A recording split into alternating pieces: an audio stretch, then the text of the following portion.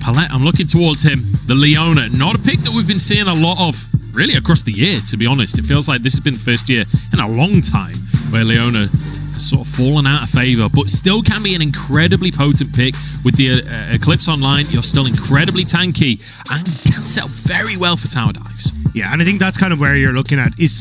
There's always the trade-off. Like, I know Nautilus is tanky in the early stages, but a late-game Nautilus just isn't really able to cut it, because you do have to fling yourself in, but you don't get a lot of the resistances that you get with, say, like an Alistar off the ultimate or the Leona off the W.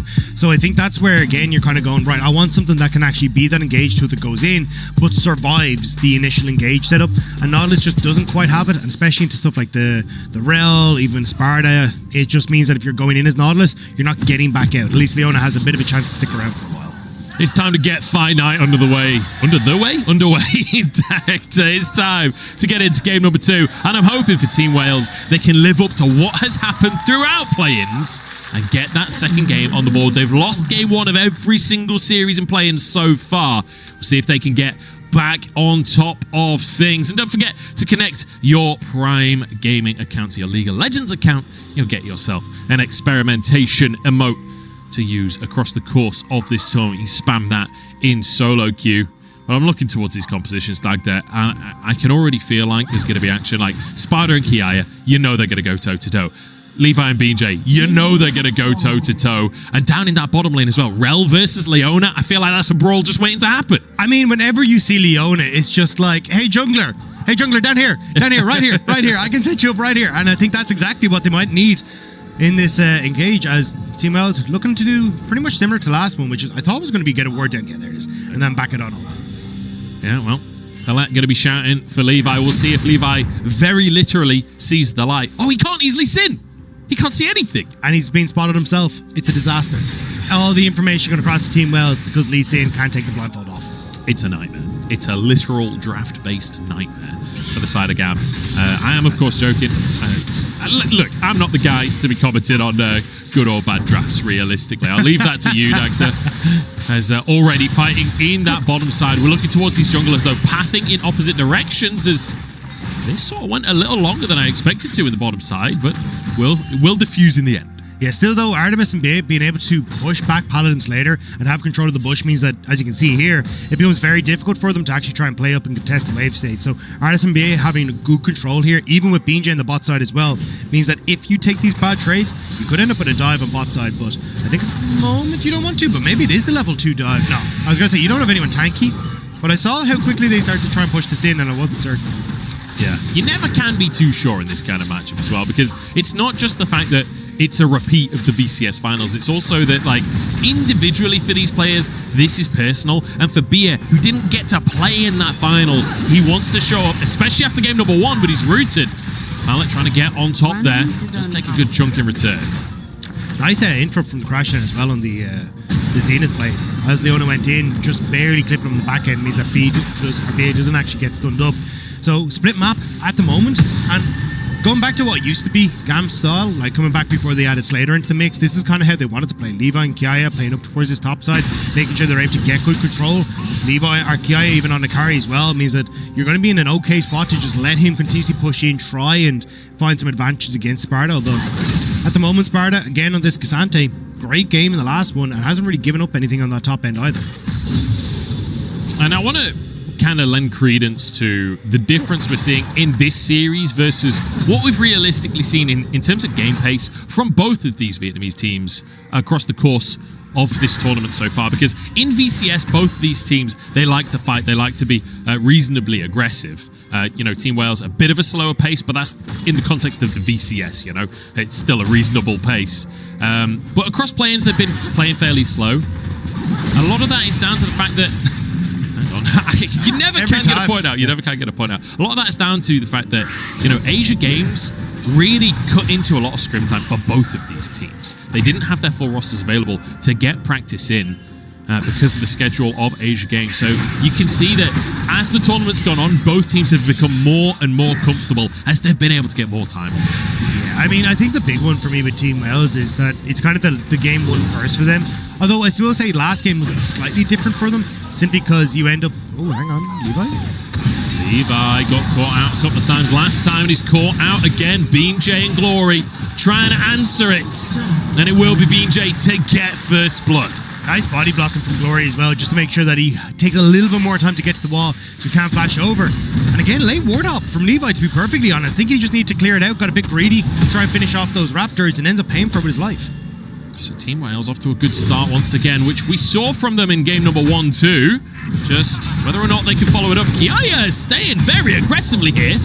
It's a stun. Sparda buffers it. Walk away with their lives. I'm going to be honest, I was a little nervous for Kiaya there. I think Kiaya was always going to match the back here, but was trying really hard to see if he could get the freeze off before he went for the reset, which is why BeanJ was up here with Sparda. But I think, as you say, if that W had landed, he would have been a goner.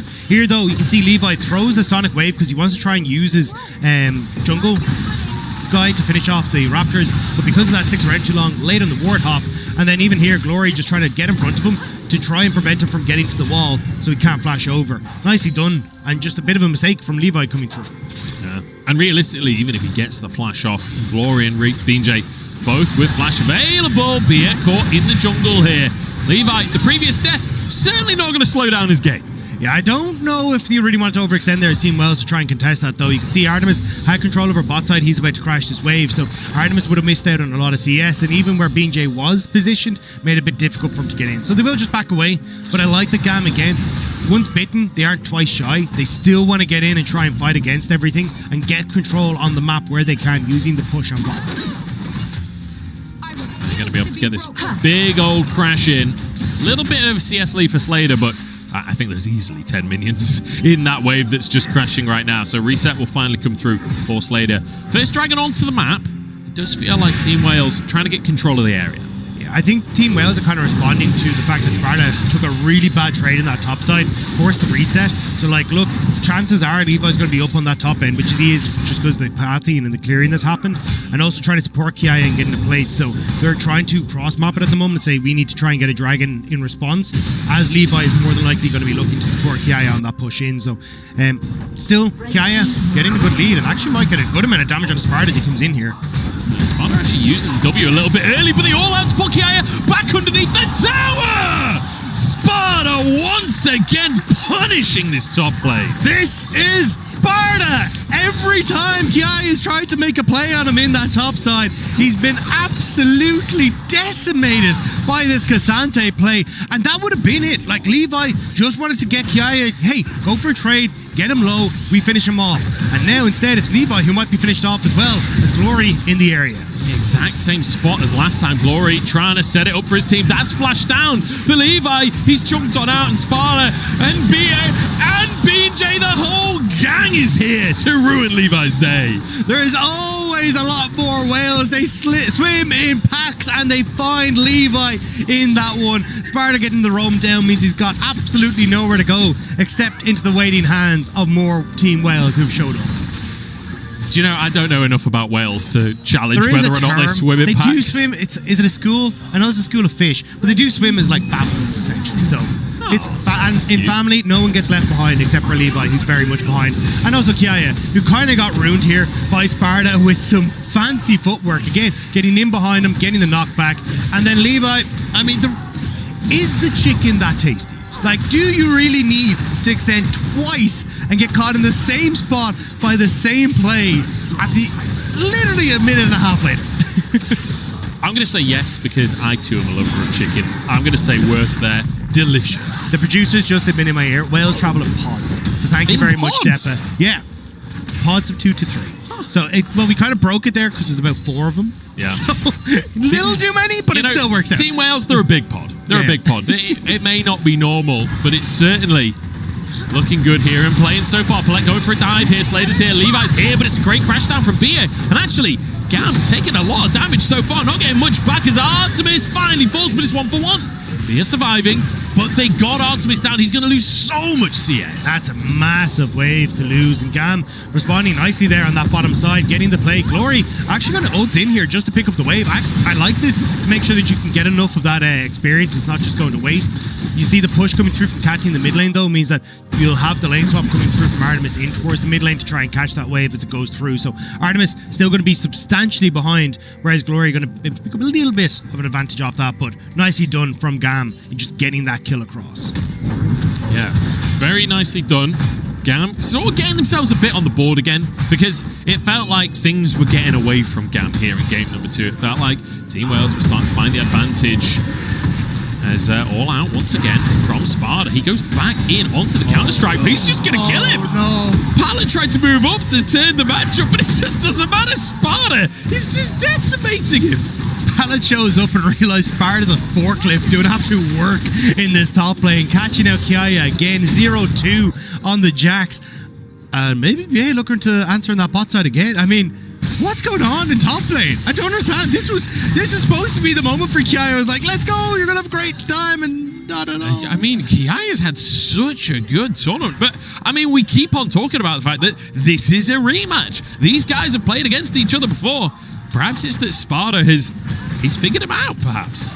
I think it's just this Cassante, to be perfectly honest, man. Well, like, yeah. Sparda's perfectly happy to bring it out. Yeah. You said the bit you don't say out loud. Yeah, you said the inner thought out loud, but BeanJ. Go for a dive in the mid lane. That is going to be Kati going down. Gloryy to pick up the kill. Nice bit of coordination. Another pod play from Team Wales.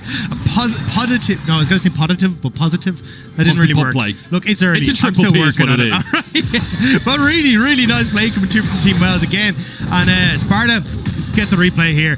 Kiaya has just been taking like really bad trades again as this with the Sheen proc, the knockback, and also just able to get the knockback a second time there as the stun comes through, denies Pallet the opportunity to come in, just going that bit early. And BeanJ hex flash over the wall, sets up beautifully, and these are kind of the plays that you get to make with this triple threat essentially. Like the easy CC from Rel sets up both for BeanJ and Gloryy.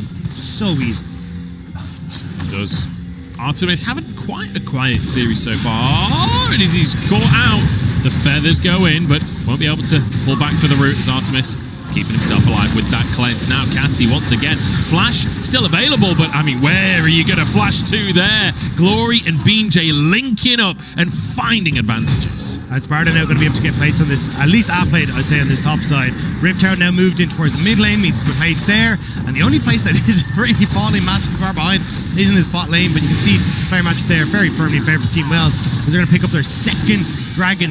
It looks like, again, the curse of Team Wales might be coming true. Lose game 1 to give teams false hope and come alive in game number 2. Yeah, I was going to start making puns about GAM being sharks after that first game, but it is feeling more like krill than sharks at this point, because 7-1 on the scoreboard, 3,000 gold lead. They've already got the 2 Drakes, for, in fact, 4,000 gold lead. I can't even count. 2 Drakes back to back now. They got the first Herald, looking towards the second one.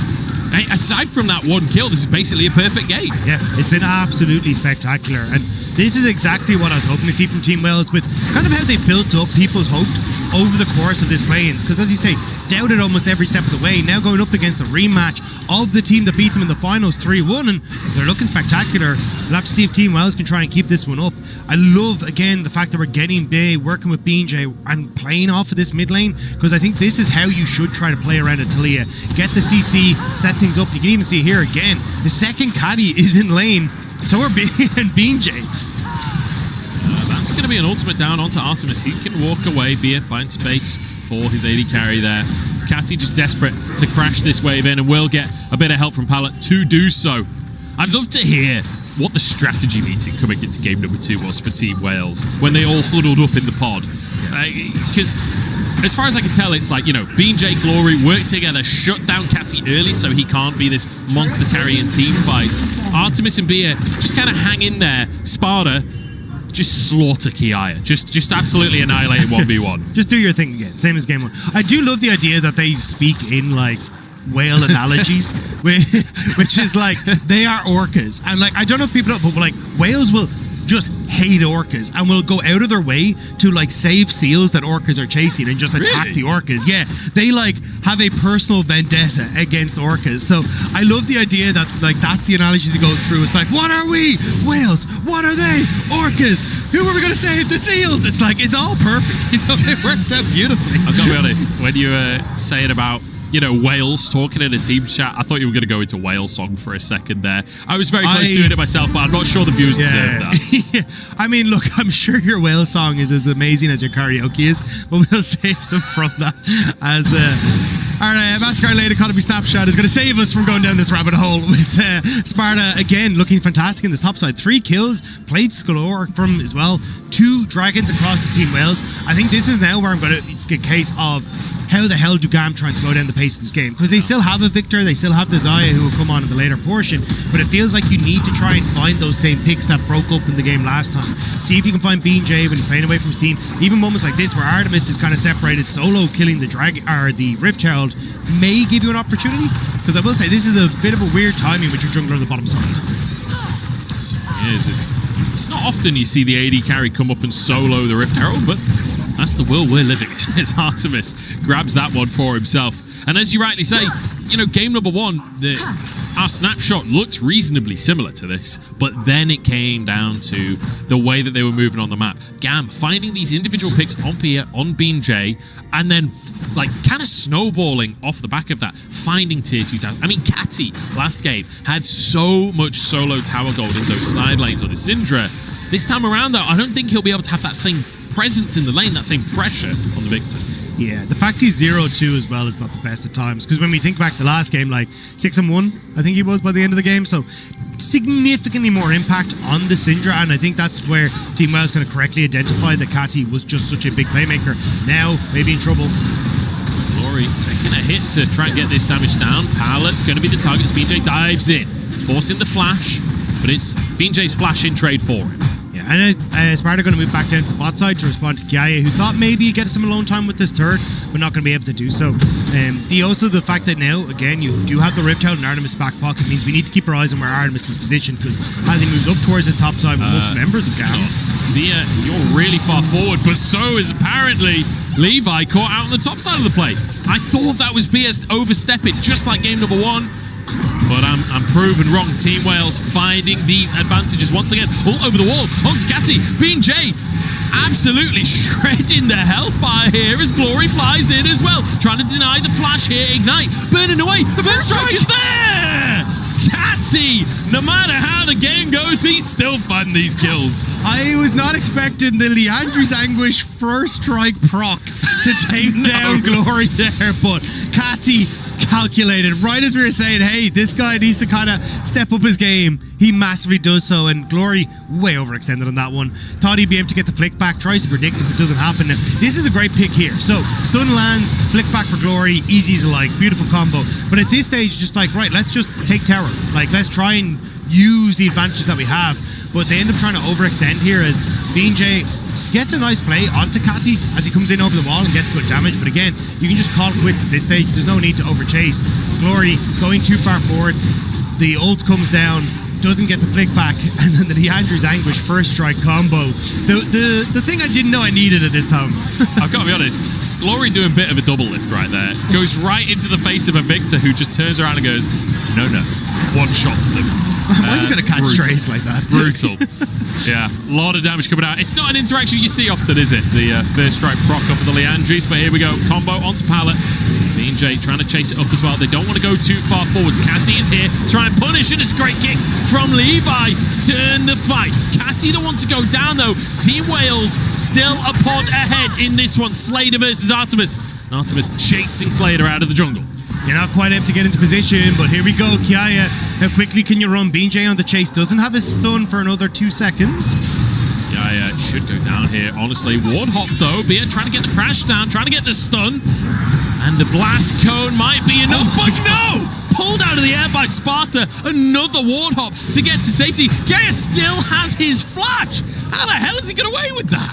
Kiaya styling on them a little bit, but it's styling on them to retreat, and it means that now it's on the attack for Team Wales, although now they got to retreat themselves. Is that Kati TPing in behind enemy lines? He's gone 1v4 for this one. Chaos Storm comes down, the stun though. BeanJ burning, Sparda buying space for his team. Team Wales will get away, and in the meantime, Gloryy takes tier 1 on the bottom side. Yeah, I think overextension there for GAM. They really wanted to get Kati in a position, but with no one to really set up, actually, as the Weaver's Wall would come through just to keep him off the turret. And they really wanted to try and set up with the TP from Kati to get the gravity well to keep GAM and our Team Wales in check, but unable to do so with the amount of escapes that Team Wales have. So just ends up burning the TP. Not really going to be able to pick up too much on the map. Maybe they'll get top tower, but just it's a nice pick for Team Wales to get Dragon, and immediately they see their opportunity here to turn onto Pallet, who, I mean, why did you need a ward there? Let's be real. Like, you already know Kati's just going to clear out that wave and then back off. You could try and support him underneath the tower, but this deep into river when you know they've just put Dragon, it's just going to set up perfectly for Team Wales to pick you off. And then Kiaya with the hero escape on the backside. So, we return for a second to normalcy. 5k gold lead, like you say, picking up that Drake, so that makes it 3 now for Team Wales. 1 away from a soul for them, and again, Cassante with Chemtech, he's like the best in the game at using that soul for himself. Team Wales setting up for a potential Baron right here. So they've got vision of the area, not going to just pull the trigger just yet. I think they need to wait a little bit of time. You can see where Gloryy's position on the map, doesn't have Weaver's Wall, doesn't have TP, so he wants to try and create pressure on this bottom side before he comes into these fights, so just getting the vision control down for the moment, in case they do want to try and bait it later on. But they do have some ability to burn down the Baron, but realistically, I think they just need to try and play it side lanes before they try to over-aggress and just wait for their 4th Dragon. We've got that lethality Kaiser coming out from Artemis in this one. However, this is not the same as, like, you know, yesterday we saw a lot of Twitter conversation about that build. So much better draft for it. Gloryy trying to find a pick onto Kiaya here, and the flick back available. The rest of the gang is here. The whole pod arriving to try and get Kiaya. This time they find this flash. And this time GAM are in position to actually threaten the mid lane turret, so we can burn this one down and try and exit out towards that bottom side of the map. I don't know, though, if what Team Wales want to try and achieve here. They're in a bit of a weird spot. Glory's gone quite deep for this one, but the rest of the team is on the way. Slayder in trouble. Levi jumps to his teammate, already low on HP and force flash. Pallet buying space for his team as in goes Artemis in the 1v3. Gets out of his life. Kati chasing him, forces the flash from Artemis, but it's 1 kill onto Pallet so far. Kati cannot escape either, and Gloryy happy to chase for this one. Wants an extra kill onto his opposite man. He's burning. Kati is burning. Beer finishes him off, shatters him to pieces. Gets Lance down where he stands, and now Team Wales, having picked off the support of the mid laner, they're going to turn over towards the Baron. It's going to take a little bit of time before the support and the mid laner can get there, but Levi, he's about to show on bot side. Team Wales coming alive as per usual in game 2. Certainly are. 11-2 scoreline as they grab the Baron for themselves. What a mid game. Way less mistakes than game number 1. I mean, for this, Gloryy overextend. Well, sorry, this was a good setup. It's just that the team wasn't in place to try and follow up quick enough before the wall goes down. And at that stage, then you got Pallet who gets caught out on the top side. Artemis is trying to escape as Kati flashes for it to try and finish off Artemis. But it's these overextensions then that mean that Team Wales are able to continue to follow up on this one. So Team Wales putting their foot down in a position where they were just so incredibly strong. So now we need to see clean gameplay from the Wales if they're going to finish this one out. They've got the Red Bull Baron power play on their side. BeanJ getting a little dicey with it. And BeanJ was one of the repeat offenders in game number 1. Overstepping, getting caught out, him and Mia both. Both of them now deathless in game 2. Feels like the coaching staff had a serious word with those 2 players as Sparda zoning the enemy squad away.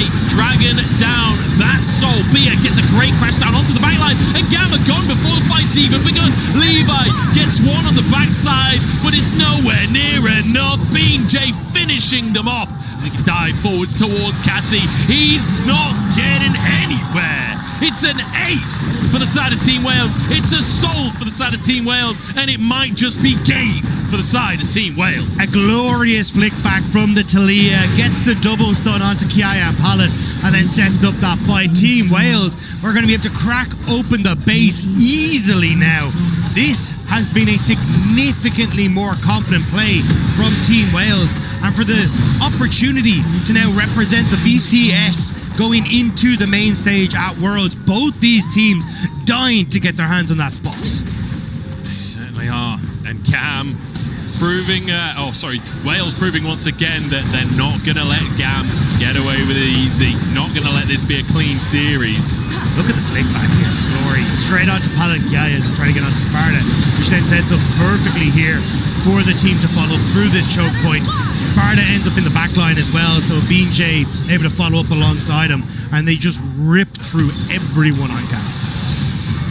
I love BeanJ holding the ultimate there as well. Wanted to get some feathers out first, wanted to get value out of being Slayder for a moment there.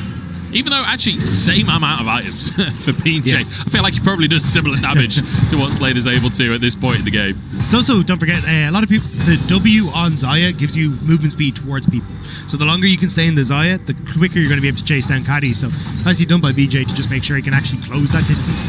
And as you say, get a bit of damage off before he crashes down on top of them. But yeah, now in a position where he wants to try and crash down on GAM inside their own base, as it's Kiaya on the split push. But here comes a Weaver's Wall to cut off everyone from this top tower.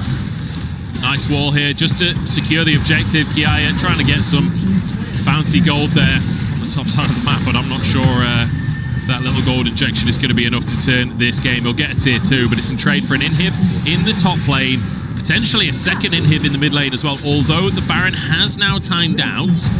We'll see if Team Wales want to keep pressing here. They don't have the greatest siege comp in the world.